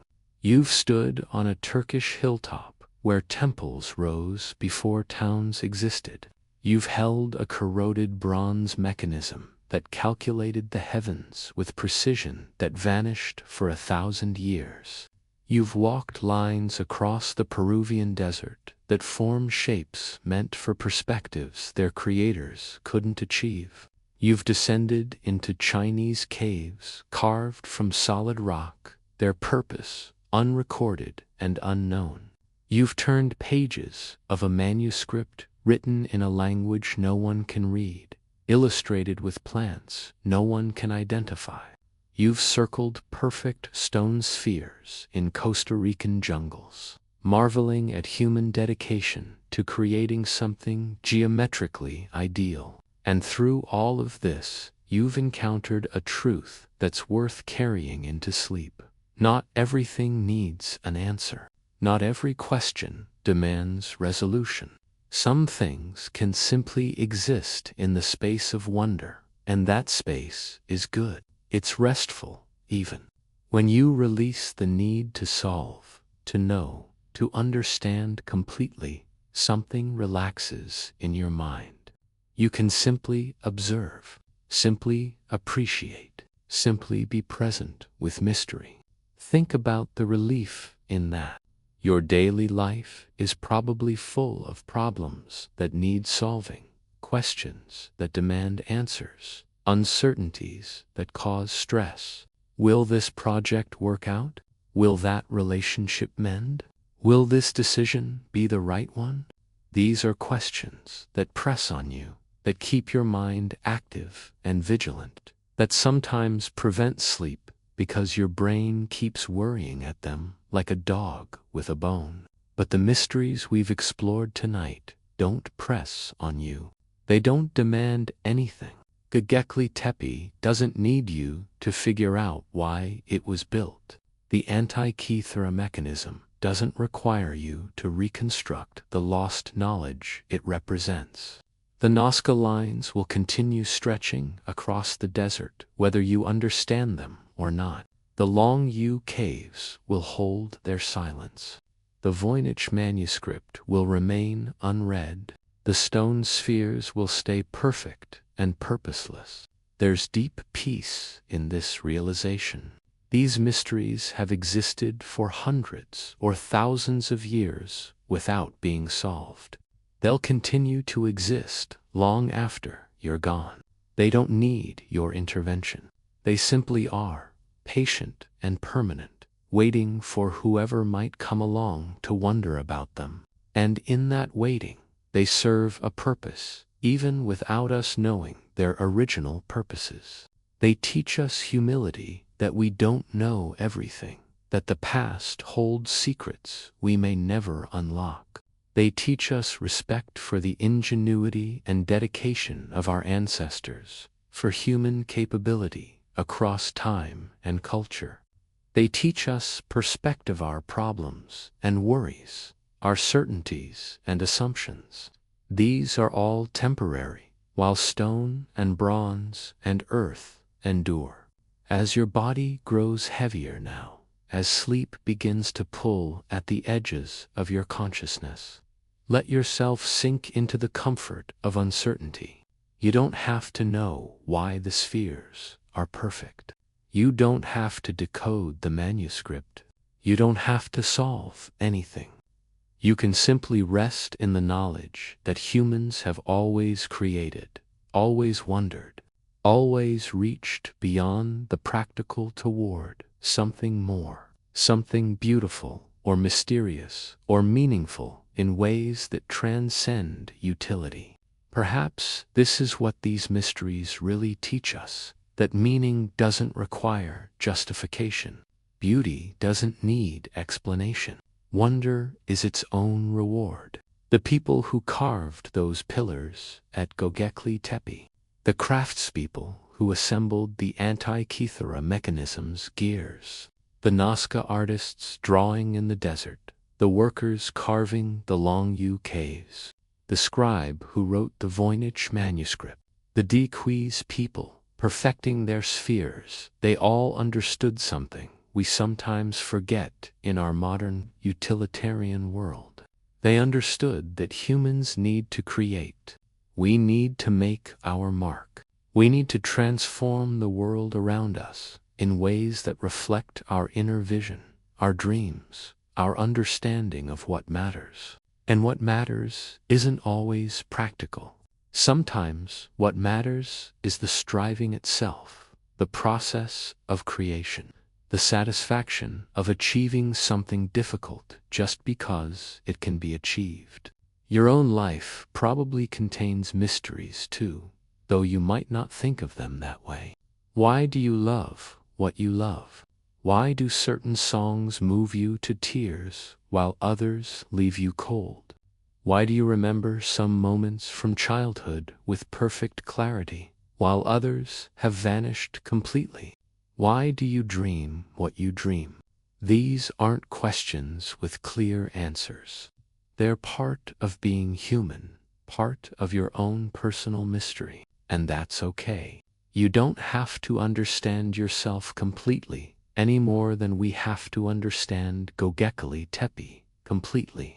You can contain multitudes, contradictions, uncertainties. You can be a mystery to yourself, and that's not a failure. It's just the reality of consciousness, of being a human mind contemplating itself. As sleep draws nearer, as this voice fades into the background of your awareness, remember that you're part of the same long story we've been exploring tonight. You're descended from the people who built these mysterious things. Their blood is your blood. Their curiosity is your curiosity. Their capacity for wonder is yours. Their determination to create meaning in a vast and mysterious universe that lives in you too. What will you create that might mystify future generations? Probably nothing as obviously monumental as temples or mechanical calculators or massive earthworks. But you create meaning every day in smaller ways. The relationships you build, the kindness you offer, the work you do, the thoughts you think, these all ripple outward in ways you can't fully track or measure. You're making marks on the world just by being in it, by interacting with other people, by making choices that align with your values, even when those values are hard to articulate. Maybe centuries from now, someone will wonder about our time the way we wonder about ancient times.